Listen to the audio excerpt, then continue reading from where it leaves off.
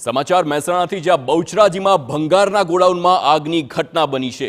બહુચરાજીમાં મોટાભાગનો આ ભંગારના ગોડાઉનમાં આગ લાગતા બળીને ખાખ થયું છે। રહેણાંક વિસ્તારથી થોડા જ અંતરમાં આ આગની ઘટના બની તો મહેસાણાથી ફાયરની ટીમ પહોંચે તે પહેલા બધું બળીને ખાખ થઈ ગયું છે। બહુચરાજી યાત્રાધામ હોવા છતાં ફાયરની કોઈ વ્યવસ્થા યાત્રાધામમાં નથી અને એકવાર બહુચરાજી પાસે આગ લાગી ચૂકી છે।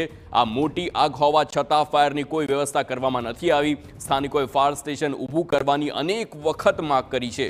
આપને જણાવી દઈએ કે બહુચરાજી હવે ધીમે ધીમે ઓટો હબ પણ બની રહ્યું છે।